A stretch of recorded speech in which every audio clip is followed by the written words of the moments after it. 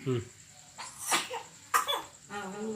بالله من الشيطان الرجيم بسم الله الرحمن الرحيم ألف لام ميم تلك آيات الكتاب الحكيم هدى ورحمة للمحسنين الذين يقيمون الصلاة ويؤتون الزكاة وهم بالآخرة هم يوقنون أولئك على هدى من ربهم وأولئك هم المفلحون ومن الناس من يشتري لهو الحديث ليضل عن سبيل الله بغير علم ويتخذها هزوا أولئك لهم عذاب مهين وإذا تتلى عليه آياتنا ولى مستكبرا كأن لم يسمعها كأن في أذنيه وقر فبشره بعذاب عليم إن الذين آمنوا وعملوا الصالحات لهم جنات النعيم خالدين فيها وعد الله حقا وهو العزيز الحكيم خلق السماوات بغير أمد ترونها وألقى في الأرض رواسي أن تميد بكم وبث فيها من كل دابة وأنزلنا من السماء ماء فأنبتنا فيها من كل زوج كريم هذا خلق الله فأروني ماذا خلق الذين من دونه بل الظالمون في ضلال مبين صدق اللہ العلی العظیم۔ یہ سورہ لقمان ہے جس کی جو یہ مکی صورت ہے اس کا ترجمہ اس طرح ہے: الف لام میم، یہ کتاب حکیم کی آیات ہیں، ہدایت اور رحمت نیکوکار لوگوں کے لیے جو نماز قائم کرتے ہیں، زکوٰۃ دیتے ہیں اور آخرت پر یقین رکھتے ہیں، یہی لوگ اپنے رب کی طرف سے راہ راست پر ہیں اور یہی فلاح پانے والے ہیں۔ اور انسانوں ہی میں سے کوئی ایسا بھی ہے جو کلام دل فریب خرید کر لاتا ہے تاکہ لوگوں کو اللہ کے راستے کے علم کے بغیر بھٹکا دے اور اس راستے کی دعوت کو مذاق میں اڑا دے، ایسے لوگوں کے لیے سخت ذلیل کرنے والا عذاب ہے۔ اسے جب ہماری آیات سنائی جاتی ہیں تو وہ بڑے گھمنڈ کی ساتھ اس طرح رخ پھیر لیتا ہے گویا کہ اس نے انہیں سنا ہی نہیں، گویا کہ اس کے کان بہرے ہیں۔ اچھا مژدہ سنا دو اسے ایک دردناک عذاب کا، البتہ جو لوگ ایمان لے آئیں اور نیک عمل کریں ان کے لیے نعمت بھری جنتیں ہیں جن میں وہ ہمیشہ رہیں گے۔ یہ اللہ کا پختہ وعدہ ہے اور وہ زبردست اور حکیم ہے۔ اس نے آسمانوں کو پیدا کیا بغیر ستونوں کے جو تم کو نظر آئیں، اس نے زمین میں پہاڑ جما دیے تاکہ وہ تمہیں لے کر ڈھلک نہ جائیں، اس نے ہر طرح کے جانور زمین میں پھیلا دیے اور آسمان سے پانی برسایا اور زمین میں قسم قسم کے عمدہ چیزیں اگا دی۔ یہ تو ہے اللہ کی تخلیق، اب ذرا مجھے دکھاؤ ان دوسروں نے کیا پیدا کیا ہے۔ اصل بات یہ ہے کہ یہ ظالم لوگ سری گمراہی میں پڑے ہوئے ہیں۔ ابھی جو رکوع میں نے آپ کے سامنے تلاوت کی ہے یہ سورہ لقمان کا رکوع ہے، اور یہ اس وقت اللہ تعالیٰ نے نازل فرمائی تھی جب دنیا میں اسلام کو دبانے کے لیے پورے ظلم اور جبر کے ساتھ میں ہتھ کنڈے اپنائے جا رہے تھے۔ یہ سورہ لقمان اس کا نام اس لیے ہے کہ لوگ مکے کے جو لوگ تھے وہ لقمان جو تھے وہ ایک حکیم تھے، اور انہوں نے مرتے وقت اپنی اولاد کو صحیح نصیحت کر کے ان کا انتقال ہوا تھا، اور مکے کے لوگ ان کو بآسانی جانتے تھے، بہت اچھی طرح سے ان کو پہچانتے تھے کہ یہ شخص جو انتقال ہوا تھا وہ راہ راست پر تھا، اور اس نے اپنے لوگوں کو نیک ہدایت کر کے اس کے انتقال ہوا تھا۔ اس کا موضوع یہ ہے کہ اس کو اللہ تعالیٰ نے آپ صلی اللہ علیہ وسلم پر جب اتارا تو بہت ہی زیادہ عقل و حکمت اور دانائی کے ساتھ باتیں اس میں شامل فرمائی اور لوگوں تک اس کی دعوت پہنچائی۔ اور اللہ تعالیٰ نے یہ بھی فرمایا اس کے اندر کہ جو لوگ تمہارے شاعر اور خطیب اور ایسے لوگ جو تم میں سے گزرے تھے، جو نیک باتوں کی طرف لوگوں کو بلاتے تھے، تو اس میں سے ایک حکیم لقمان بھی تھے۔ پہلی آیات اس میں اس طرح ہے کہ الف لام میم یہ کتاب حکیم کی آیات ہے، یعنی اللہ تعالیٰ یہاں پر فرماتا ہے کہ ہم جو تمہارے سامنے آیتیں پیش کر رہے ہیں تو یہ ایسی ویسی آیتیں نہیں ہیں، بلکہ یہ ایسی کتاب کی آیتیں ہیں جو بہت ہی حکیم ہیں، جو تم کو راہ راست پر دکھاتی ہیں اور لوگوں کو ہدایت کی طرف بلاتی ہیں۔ اور اس میں صفات بتائے گئے ہیں لوگوں کی، اللہ تعالیٰ نے صفاتیں بتائی ہدایت اور رحمت اور نیکوکار لوگوں کی، کہ جو نماز قائم کرتے ہیں۔ پہلی صفت بتائی ہے کہ جو نماز قائم کرتے ہیں، دوسری صفت بتائی زکوٰۃ دیتے ہیں اور آخرت پر یقین رکھتے ہیں، تیسری صفت ہے کہ آخرت پر یقین رکھتے ہیں، اور پھر بتایا کہ یہی لوگ اپنے رب کی طرف سے راہ راست پر ہیں اور یہی فلاح پانے والے ہیں۔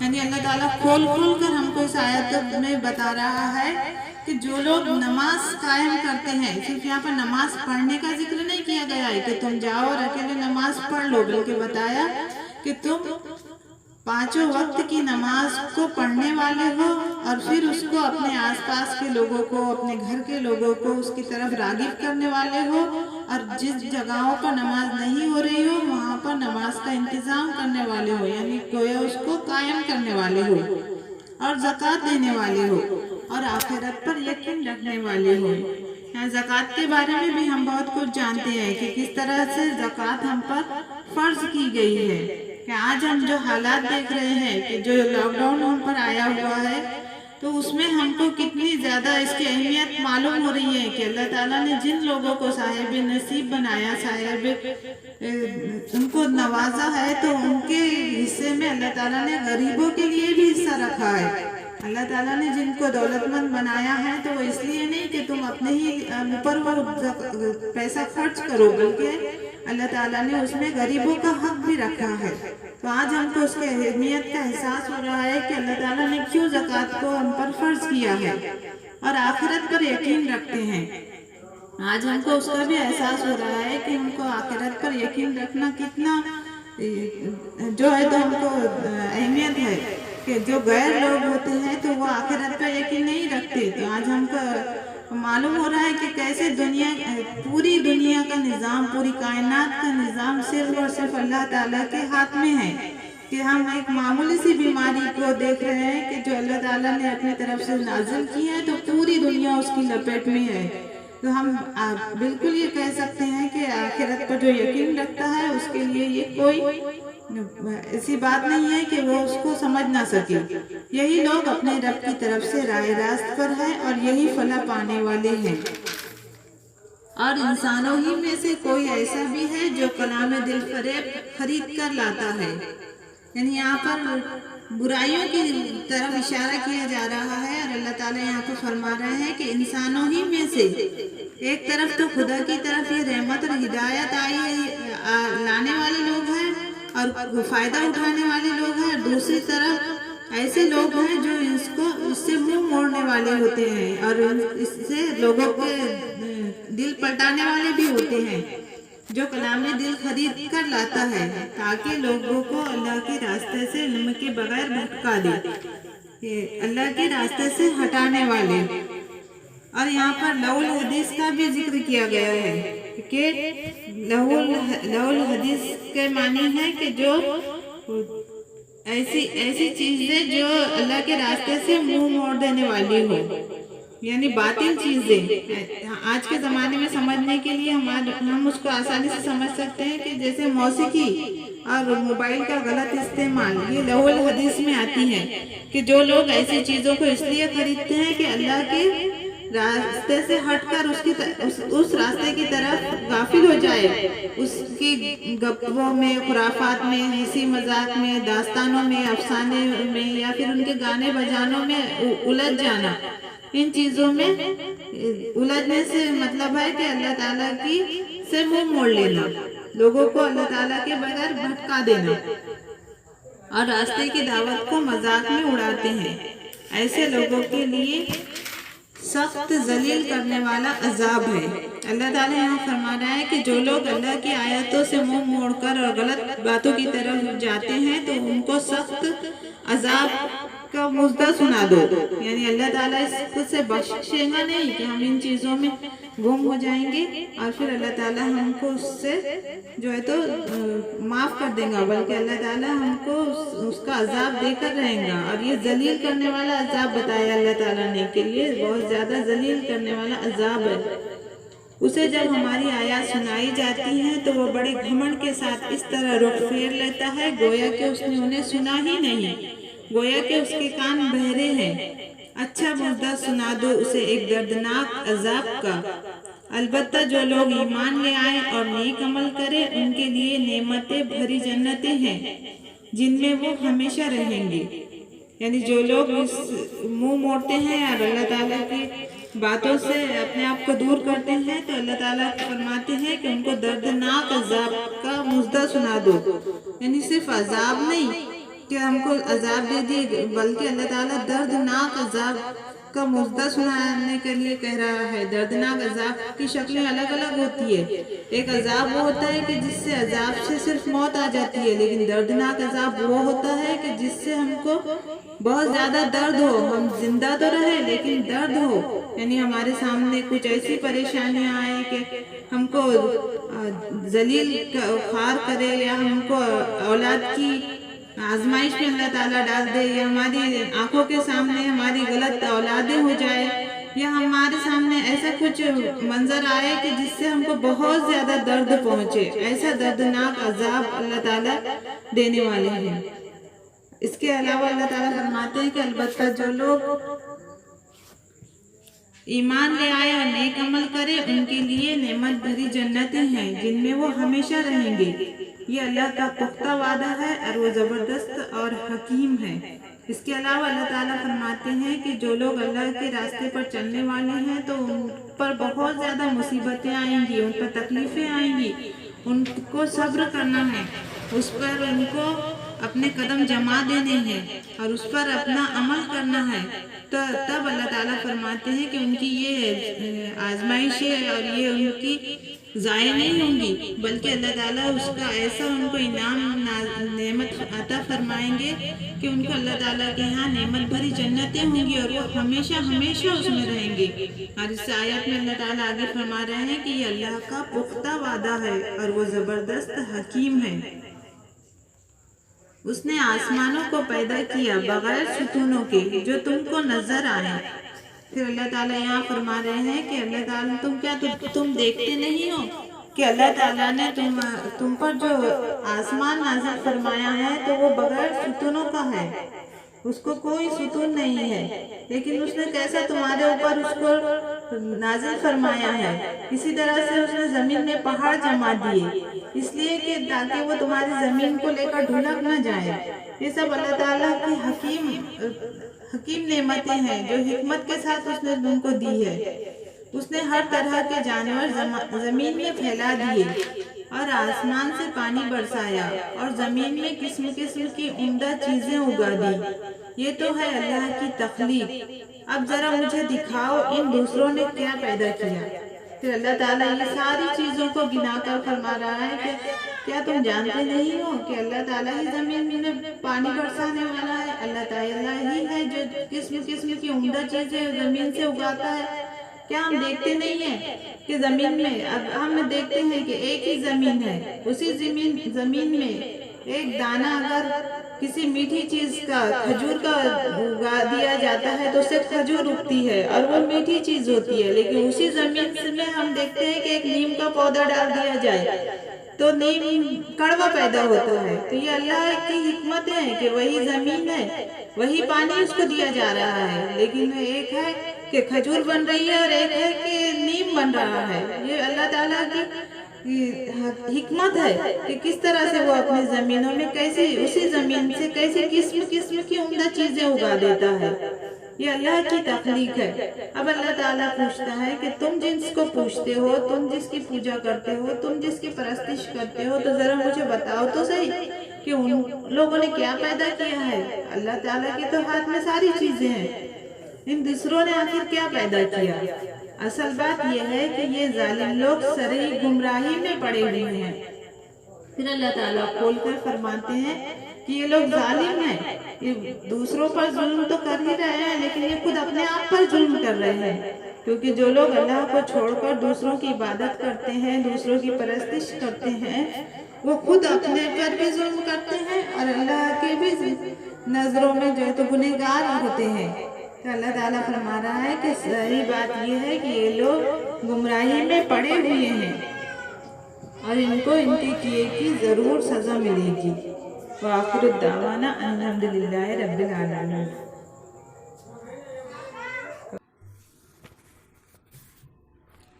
اعوذ باللہ من الشیطان الرجیم، بسم اللہ الرحمن الرحیم۔ السلام علیکم ورحمۃ اللہ وبرکاتہ۔ آج میرا درس حدیث کا ٹاپک ہے توبہ و استغفار۔ انس ابن مالک رضی اللہ تعالیٰ کہتے ہیں کہ نبی صلی اللہ علیہ وسلم نے ارشاد فرمایا کہ بندہ گناہ کرنے کے بعد معافی مانگنے کے لیے جب اللہ کی طرف پلٹتا ہے تو اللہ کو اپنے بندے کے پلٹنے پر اس شخص کے مقابلے میں زیادہ خوشی ہوتی ہے جس نے اپنی اونٹنی جس پر اس کی زندگی کا دار و مدار تھا کسی بیابان میں کھو دی ہو، پھر اس نے اچانک پا لیا ہو، تو اس اونٹنی کو پا کر جتنا خوش ہوگا اس کا اندازہ نہیں کیا جا سکتا۔ ایسے ہی آدمی کی توبہ کرنے پر اللہ تعالیٰ خوش ہوتا ہے، بلکہ خدا کی خوشی اس کے مقابلے میں بڑھی ہوئی ہوتی ہے، کیونکہ وہ رحم و کرم کا سرچشمہ ہے۔ میری پیاری ماؤں اور بہنوں، اس حدیث کا مقصد جو ہے تو ہمیں یہ بتانا ہے کہ جس طرح اگر کسی آدمی کا جو ہے وہ سفر میں ہے اور اس کے اونٹنی پہ جو ہے بہت سارا کھانے پینے کا اور دوسری ضروری اشیاء ہو اس کے لدی ہوئی ہو اونٹنی کے اوپر، اور وہ کسی بیابان میں سفر کر رہا ہو اور اچانک جو ہے تو اس کی آنکھ لگ گئی یا کسی وجہ سے اس کی اونٹنی جو ہے تو اس سے بچھڑ گئی ہو، تو ہم اندازہ لگا سکتے ہیں کہ صحرا میں تپتی ہوئی دھوپ میں اگر اسے پانی نہ ملے تو وہ پانی اور کھانا نہ ملے، میسر نہ ہو، تو وہ بے شک جو ہے تو اس کو لگے گا کہ میں اب مرنے والا ہوں۔ لیکن اچانک ہی اپنے آپ اس کی جو ہے اونٹنی سامنے آ جاتی ہے، تو ہم اس وقت کا اندازہ بھی نہیں لگا سکتے کہ اس شخص کو کتنی خوشی ہوتی ہوں گی کہ اب اسے ایسا لگنے لگا ہے کہ اب میری زندگی جو ہے تو دوبارہ بحال ہو جائیں گی۔ تو اس میں حدیث میں بتایا جا رہا ہے کہ اس سے بھی زیادہ خوشی جو اس آدمی کو ہوئی ہے اس کی اونٹنی ملنے پہ، اس سے بھی کئی زیادہ خوشی اللہ تعالیٰ کو ہمارے توبہ اور استغفار کرنے پہ ہوتی ہے۔ اور ویسے بھی جو ہے تو ہمارے دن بھر میں ہم کسی کا جو ہے ہماری زبان سے دل دکھا دیتے ہیں، کسی کے جو ہے تو چغلی ہو جاتی ہے، اور بہت ساری جیسے شیطان ہمارے پیچھے لگا ہوا رہتا ہے۔ اس لیے جو ہے تو سوتے ٹائم میں یا جب بھی ہمیں ٹائم ملے، جب بھی ہماری زبان جو ہے خالی ہے کھانا بناتے ٹائم میں، تو ہمیں استغفار کی زیادہ زیادہ کثرت کرنی چاہیے، اور سونے کے پہلے تو جو ہے تو کرنی ہی چاہیے توبہ استغفار۔ تو اس میں بتایا جا رہا ہے کہ اللہ تعالیٰ کو بہت زیادہ جو ہے تو خوشی ملتی ہے اس کی وجہ سے۔ ایک اور حدیث ہے اس کے بارے میں کہ ابو موسیٰ اشعری رضی اللہ تعالیٰ سے روایت ہے کہ نبی صلی اللہ علیہ وسلم نے فرمایا، اللہ تعالیٰ نے رات کو اپنا ہاتھ پھیلاتا ہے کہ جس شخص نے دن میں کوئی گناہ کیا ہے وہ رات میں اللہ کی طرف پلٹ آئے، اور دن میں وہ اپنا ہاتھ پھیلاتا ہے تاکہ رات میں اگر کسی نے گناہ کیا ہے تو وہ دن میں اپنے رب کی طرف پلٹے اور گناہوں کی معافی مانگے۔ اللہ تعالیٰ ایسا ہی کرتا رہے گا یہاں تک کہ سورج مغرب سے طلوع ہو جائے، یعنی قیامت آ جائے۔ اللہ کا ہاتھ پھیلانے کا مطلب یہ ہے کہ وہ اپنے خطا کار بندوں کو بلاتا ہے کہ میری طرف آ، میری رحمت تجھے اپنے دامن میں لینے کے لیے تیار ہے۔ اگر تو نے وقتی طور پر جذبات سے شکست کھا کر رات میں گناہ کر ڈالا ہے تو دن نکلتے ہی معافی مانگ۔ اگر دیر لگائے گا تو شیطان تجھے اور دور کر دے گا، اور خدا اسے دور ہونا اور دور ہوتے جانا آدمی کے لیے تباہی ہے۔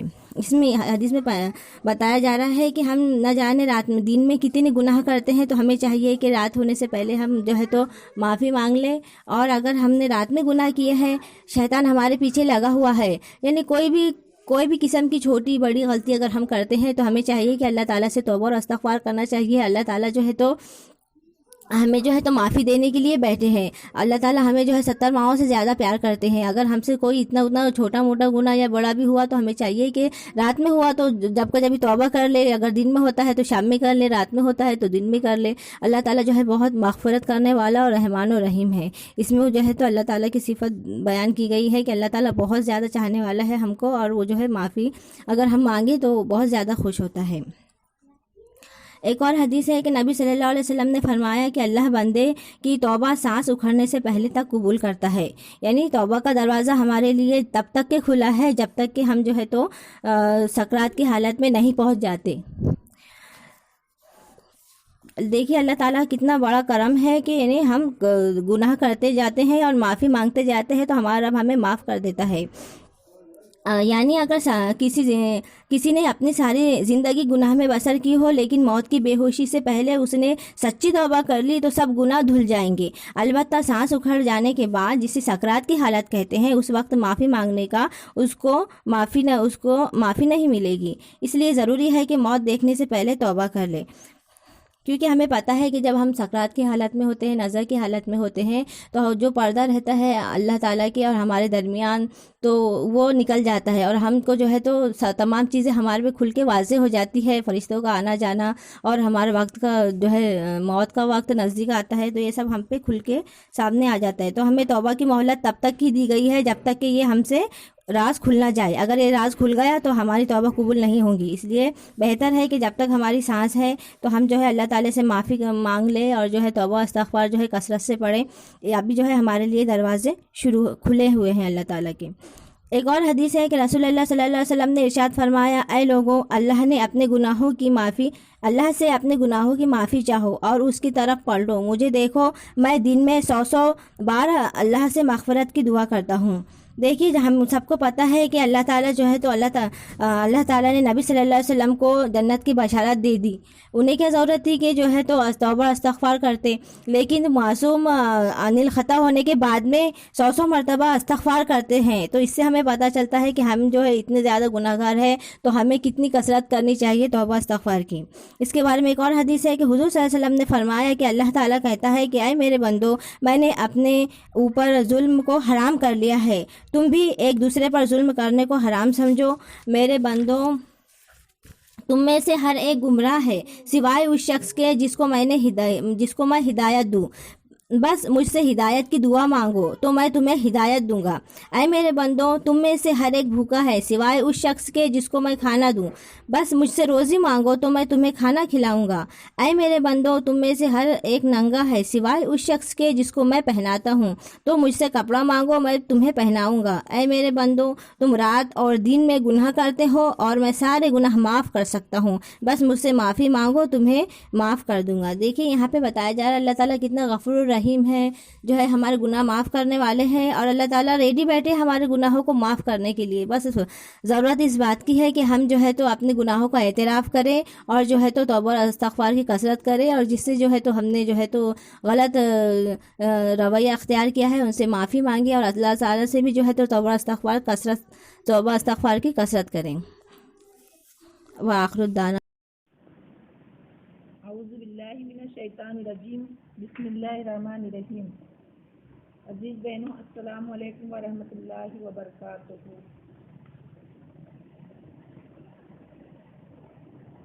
قرآن کی عظمت، اس موضوع پر مجھے کچھ اظہار خیال کرنا ہے۔ ساری عظمت اور بزرگی صرف اللہ تعالیٰ کے کلام کے لیے ہے۔ قرآن مجید اللہ کی سب سے بڑی رحمت ہے جو اس نے اپنے بندوں کو عطا فرمائی ہے۔ ہم مسلمان بڑے خوش نصیب ہے کہ اللہ نے یہ نعمت ہمارے سپرد فرمائی ہے۔ اس نعمت کی متبادل دنیا کی کوئی اور نعمت نہیں ہو سکتی۔ اللہ تعالیٰ اس بارے میں خود فرماتا ہے کہ اے لوگو، تمہارے پاس تمہارے رب کی طرف سے نصیحت آ گئی ہے۔ یہ وہ نصیحت ہے جو ان سارے امراض کے لیے شفا ہے جو تمہارے سینوں اور دلوں میں پائے جاتے ہیں۔ جو لوگ اس کتاب کو مان لے، یہ انہیں راستہ بتاتی ہے اور ان پر رحمت کی راہیں کھولتی ہے۔ قرآن پاک میں ارشاد ہے فَقُلْ بِفَضْلِ اللَّهِ وَبِرَحْمَتِهِ فَبِذَلِكَ فَلْيَفْرَحُوا هُوَ خَيْرٌ مِّمَّا يَجْمَعُونَ۔ یہ صرف اللہ کا فضل اور اس کی رحمت ہے کہ نعمت تمہیں نصیب ہوئی، پس یہ وہ چیز ہے جس پر لوگوں کو چاہیے کہ خوشیاں منائیں۔ جتنی بھی چیزیں دنیا میں لوگ سمیٹتے ہیں، قرآن کی نعمت ان سب سے زیادہ بہتر اور قیمتی ہے۔ قرآن اور رمضان۔ قرآن مجید سے زیادہ بڑی کوئی نعمت ایسی نہیں جو خوشی و مسرت اور جشن کی مستحق ہو۔ یہی وجہ ہے کہ اللہ تعالیٰ نے ہماری خوشی کے سب سے بڑے دن کو قرآن مجید کے ساتھ وابستہ کر دیا ہے۔ رمضان المبارک کا پورا مہینہ قرآن مجید کی نعمت سے منسوب کر دیا ہے۔ روزے رکھے جاتے ہیں، راتوں کو قیام ہوتا ہے، مسجد قرآن مجید کی تلاوت سے معمور، ایمان پرور محفلیں آراستہ ہوتی ہیں، اور جب رمضان کا مہینہ ختم ہوتا ہے تو اللہ تعالیٰ کے اس فرمان کے مطابق فَبِذَلِكَ فَلْيَفْرَحُوا، اگر جشن منانا ہے اور خوشیاں منانی ہے تو وہ یہی ایک نعمت ہے جس پر شکر ادا کرنا چاہیے۔ وَلِتُكَبِّرُوا اللَّهَ عَلَى مَا هَدَاكُمْ وَلَعَلَّكُمْ تَشْكُرُونَ۔ اللہ نے جو ہدایت رمضان المبارک کے مہینے میں تمہیں دی ہے، اس پر اس کی کبریائی بیان کرو اور اس کا شکر ادا کرو۔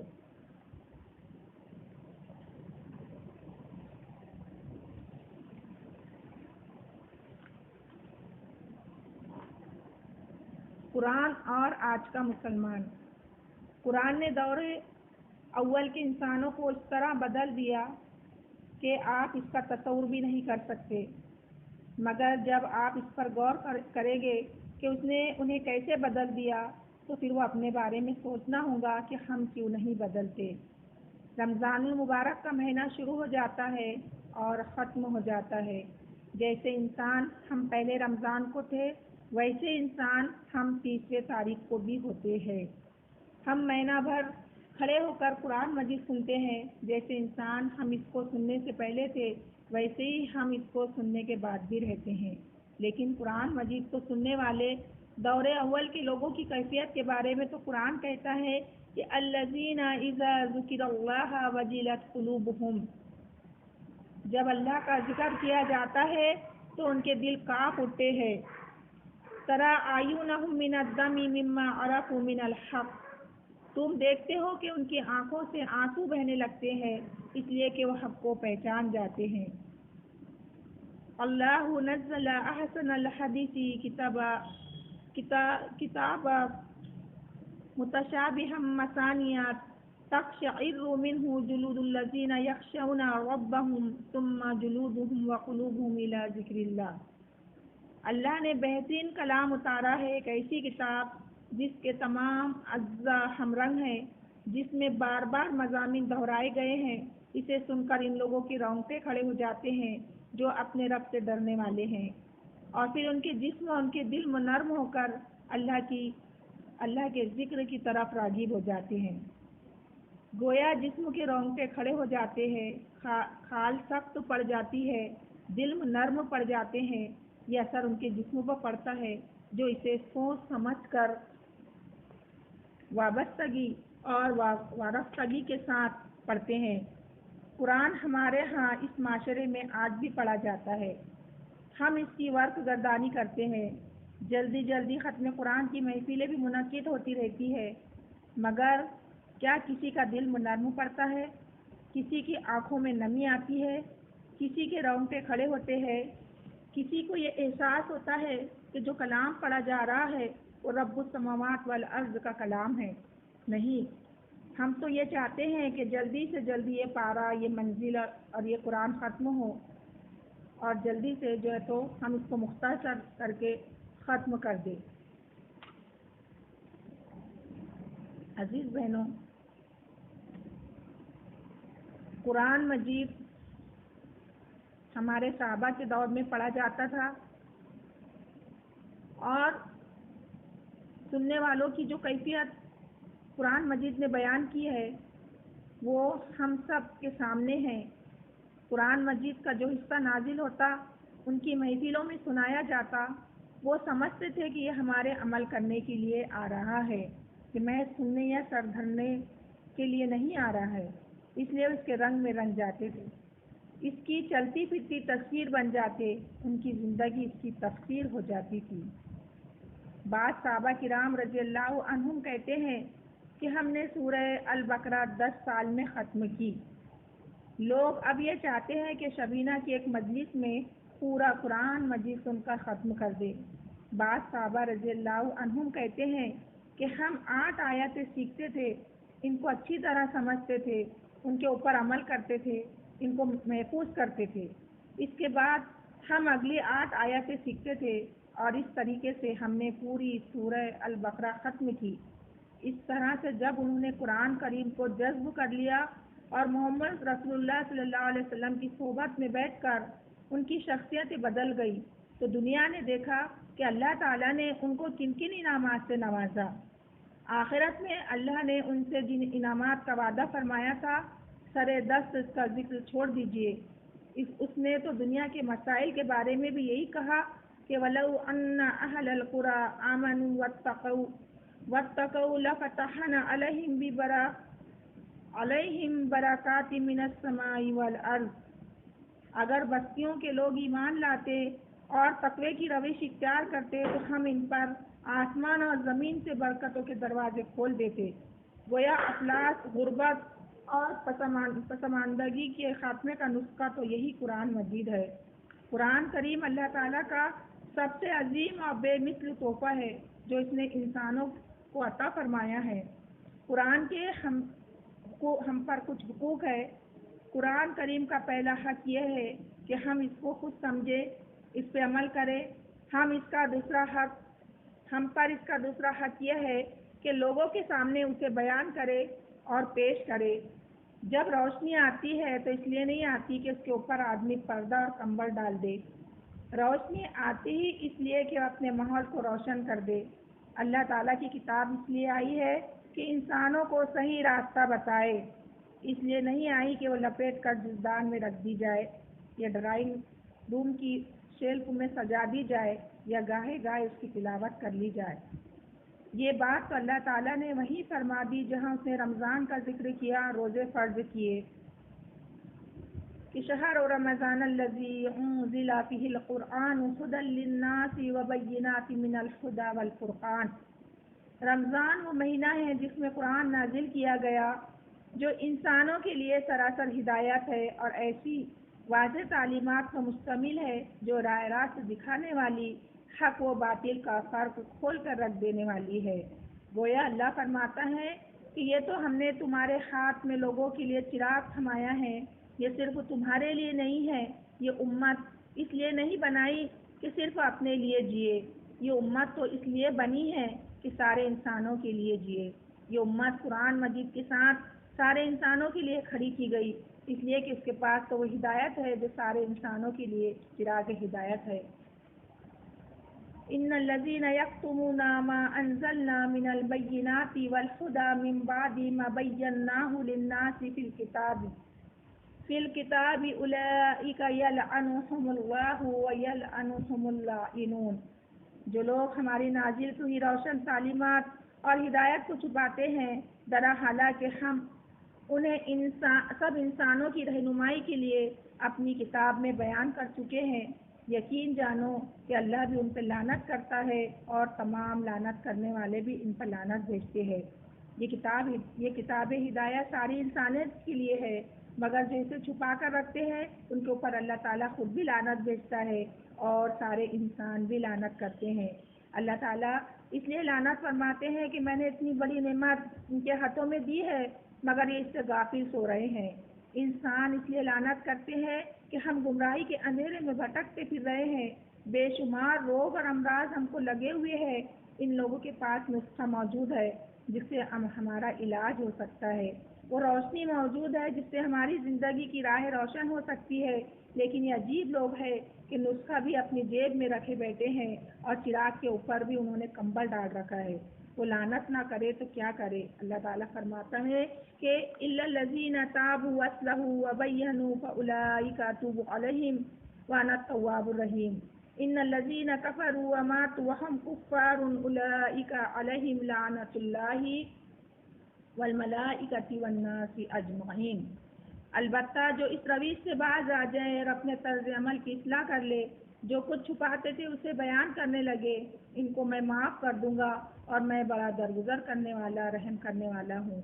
جن لوگوں نے کفر کا رویہ اختیار کیا ہے، قرآن کی ناشکری کی ہے، کفر کی حالت میں جان دی ہے، ان پر اللہ اور فرشتوں اور تمام انسانوں کی لعنت ہے۔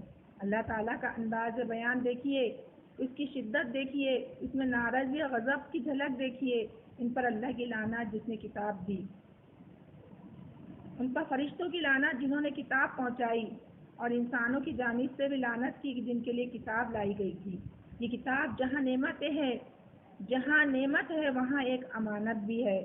یہ نعمت اور امانت اللہ تعالیٰ نے ہمارے سپرد فرمائی ہے۔ ہمیں یہ دیکھنا چاہیے کہ کیا ہم نے اس نعمت اور امانت کا حق ادا کر رہے ہیں، کیا ہم اس نعمت اور امانت کا حق ادا کر رہے ہیں۔ اس کتاب نے ہم سے پہلے آنے والوں کی زندگیاں بدل دی، ذرا سوچیں کہ کس طرح بدل دی۔ سوال یہ ہے کہ آج ہمیں اس کے ساتھ کیا معاملہ کرنا چاہیے۔ جب یہ کتاب نازل ہوئی تو اس کے ماننے والوں کو اس میں بیان کردہ ہر بات پر مکمل یقین تھا۔ انہیں محض زبان سے کہے ہوئے الفاظ نہیں سمجھتے تھے، بلکہ اپنے شعور کی اعلیٰ ترین سطح پر اس بات پر ایمان رکھتے تھے کہ اس کا ایک ایک لفظ اللہ کی طرف سے ہے۔ جس طرح اگر آج اخبار میں کوئی بڑا اہم اعلان آ جائے کہ جس کا روزمرہ زندگی پر بڑا گہرا اثر پڑتا ہے تو ہر آدمی اس خبر کو پوچھے گا۔ کوئی نیا قانون آ جائے تو آپ یہ جاننے کے لیے بے چین اور مضطرب ہو جائیں گے کہ حکومت کی طرف سے کیا نیا قانون آ گیا ہے۔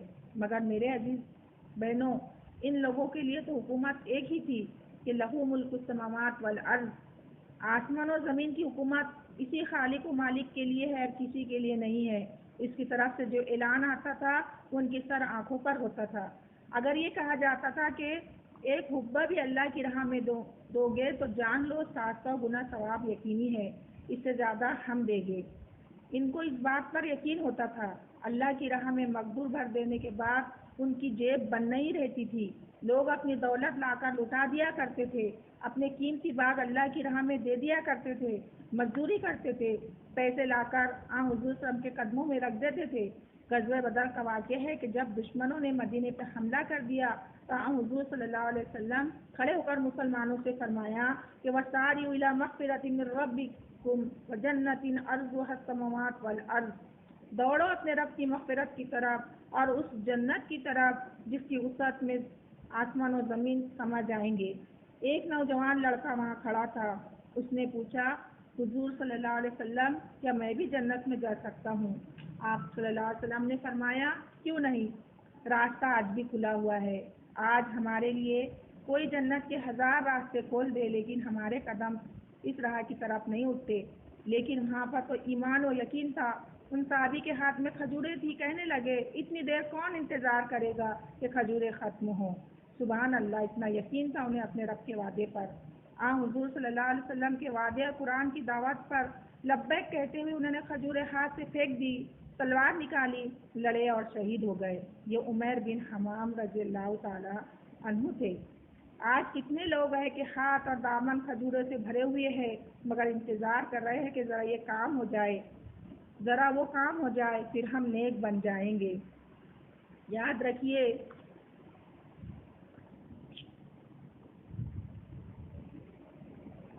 رکھیے ذرا یہ بیوی بچوں کا مسئلہ سلجھ جائے تو پھر ہم اللہ کے دین کا کام کریں گے۔ یاد رکھیے کہ نیکی کا راستہ ٹالنے پر کبھی صراط مستقیم نہیں ملا کرتا۔ وہ وقت آ پہنچتا ہے جب پنڈلی سے پنڈلی لگ جاتی ہے، قبر کا دامن اس فرد کو دبوچ لیتا ہے۔ ان کھجوروں کو ہاتھ میں لیے ہم انتظار کرتے ہیں اور برسوں انتظار کرتے ہیں۔ جنت کا راستہ ہمارے سامنے کھلا رہتا ہے، لیکن ہم اس پر نہیں چلتے۔ اس مقابلے میں قرآن مجید نے ان کے دلوں میں اس ایمان کو اتار دیا، اس لیے آیت سن کر ان کے دل کانپ اٹھتے تھے، لرز اٹھتے تھے، کپ کپا جاتے تھے، آنکھوں سے آنسو بہہ نکلتے تھے۔ یہ چیز ایک زندہ حقیقت کے طور پر ان کی زندگی میں تھی۔ ان کے لیے قرآن مجید کوئی آبا و اجداد کی کتاب نہیں تھی، یہ کوئی ورثہ نہیں تھا جو ماں باپ کی طرف سے منتقل ہوا ہو۔ وہ تو اپنی آنکھوں سے اس کو اترتا دیکھ رہے تھے۔ ان کو معلوم تھا کہ اللہ کی طرف سے ہے، آسمانوں اور زمین کے رب کی طرف سے ہے، اور ایک حقیقت کے طور پر اس کے ایک ایک لفظ پر انہیں یقین تھا۔ اس لیے جو ہے تو وہ قرآن کی تلاوت کرتے تھے اور اس کو اپنی زندگیوں میں نافذ کرتے تھے، اور پوری عملی ان کی جو زندگی تھی تو عملی زندگی میں پورا قرآن اثر انداز ہوتا تھا اور اس کے مطابق جو ہے تو وہ عمل کرتے تھے۔ اس لیے اس نعمت کی ان لوگوں نے قدر کی۔ اللہ تعالیٰ سے دعا ہے کہ اللہ تعالیٰ ہم کو قرآن مجید کو صحیح معنوں میں سمجھ کر پڑھنے اور اس پر عمل کرنے کی توفیق عطا کرے۔ اعوذ باللہ من الشیطان الرجیم، بسم اللہ الرحمن الرحیم، الحمد للہ رب العالمین، الرحمن الرحیم، مالک یوم الدین، ایاک نعبد و ایاک نستعین، اہدنا الصراط المستقیم، صراط الذین انعمت علیہم غیر المغضوب علیہم ولا الضالین، آمین۔ اللهم صل على محمد وعلى آل محمد كما صليت على إبراهيم وعلى آل إبراهيم إنك حميد مجيد. اللهم بارك على محمد وعلى آل محمد كما باركت على إبراهيم وعلى آل إبراهيم إنك حميد مجيد. ربنا آتنا في الدنيا حسنة وفي الآخرة حسنة وقنا عذاب النار. ربنا ظلمنا أنفسنا وإن لم تغفر لنا وترحمنا لنكونن من الخاسرين. لا إله إلا أنت سبحانك إني كنت من الظالمين. لا إله إلا أنت سبحانك إني كنت من الظالمين. أستغفر الله ربي من كل ذنب وأتوب إليه. رب زدني علما، رب زدني علما. اللهم حاسبني حسابا يسيرا، رب زدني علما نافع. اللهم اجني من النار، اللهم اجني من النار. اللهم إني أعوذ بك من البرص والجنون والجذام ومن سيء الأسقام. اے اللہ، اے ساتوں زمین و آسمان کو پیدا کرنے والے، اے ٹوٹی ہوئی ہڈی کو جوڑنے والے مولا، اے ستر ماؤں سے زیادہ محبت کرنے والے آقا، اے اللہ ہم گناہ گار ہیں، خطا کار ہیں، اے اللہ ہمارے صغیرہ و کبیرہ گناہوں کو معاف فرما، اے اللہ ہم سے درگزر فرما، اے اللہ جو بیمار ہیں انہیں شفائے کاملہ و عاجلہ عطا فرما، اے اللہ جو کمزور ہیں انہیں طاقت عطا فرما، اے اللہ جو محتاج ہیں انہیں غنی کر دے، اے اللہ جو مقروض ہیں انہیں قرض کے بوجھ سے نجات عطا فرما، اے اللہ ہماری مغفرت فرما، اے اللہ ہمارے والدین کی مغفرت فرما، اے اللہ ہمارے محسنین کی مغفرت فرما، اے اللہ مرحومین کی مغفرت فرما، اے اللہ جو بے اولاد ہیں انہیں نیک صالحہ اولاد عطا فرما، اے اللہ امن و سلامتی کا ماحول پیدا فرما، اے اللہ ہمیں دین کا داعی بنا، اے اللہ برکت والی روزی عطا فرما، اے اللہ ہمیں دنیا اور آخرت کے تمام امتحانوں میں کامیاب فرما، اے اللہ اسلام اور عالم اسلام کی حفاظت فرما، اے اللہ کورونا وائرس جیسے مہلک وائرس کو اس دنیا سے جلد از جلد ختم کر دے، اے اللہ جو لوگ کورونا وائرس میں مبتلا ہیں اے اللہ ان کو جلد از جلد شفائے کاملہ و عاجلہ نصیب فرما، اے اللہ ہمیں توکل عطا فرما، اے اللہ مصیبت اور پریشانی سے محفوظ رکھ، اے اللہ اسلام کی حالت میں زندہ رکھ اور اسلام کی حالت میں موت دے، اے اللہ ہمیں سخاوت والا رزق، عاجزی والی عبادت، بندگی والی زندگی اور ایمان والی موت نصیب فرما، اے اللہ امر بالمعروف و نہی عن المنکر کی توفیق عطا فرما، اے اللہ تیرے راستے میں مال خرچ کرنے والا بنا دے، اے اللہ جھوٹ، حسد، جلن جیسی ہر چھوٹی برائیوں سے محفوظ رکھ، اے اللہ اسلام کا پرچم بلند فرما، اے اللہ اسلام کا بول بالا فرما، اے اللہ ہمیں ہر چھوٹی بڑی بیماری سے محفوظ رکھ، اے اللہ فرائض کے ساتھ نفل ادا کرنے والا بنا دے، اے اللہ قرآن پڑھنے والا بنا دے، اس کو سمجھنے والا بنا دے، اس پر عمل کرنے والا بنا دے، اے اللہ قرآن کا پیغام دوسروں تک پہنچانے والا بنا دے، اے اللہ ہماری زبان پر مرتے دم تک کلمہ طیبہ جاری رکھ، اے اللہ قبر کے عذاب سے ہمیں محفوظ رکھ، اے اللہ منکر نکیر کے سوالات ہم پر آسان فرما، اے اللہ حشر کی رسوائیوں سے محفوظ رکھ، اے اللہ قیامت کے دن تیرا دیدار نصیب فرما، اے اللہ پل صراط پر سے آسانی سے گزار دے، اے اللہ دوزخ کے عذاب سے محفوظ رکھ، اے اللہ جنت میں اعلیٰ سے اعلیٰ مقام عطا فرما، اے اللہ پل صراط پر سے آسانی سے گزار دے، اے اللہ قبر کے عذاب سے محفوظ رکھ، اے اللہ جن لوگوں نے ہم سے دعا کی درخواست کی تھی، اے اللہ ان کی جائز خواہشات کو قبول فرما، آمین یا رب العالمین۔ اللہم صلی علی محمد وعلی آل محمد کما صلیت علی ابراہیم وعلی آل ابراہیم انک حمید مجید، اللہم بارک علی محمد وعلی آل محمد کما بارکت علی ابراہیم وعلی آل ابراہیم انک حمید مجید، سبحان ربک رب العزت عما یصفون والسلام علی المرسلین والحمد للہ رب العالمین۔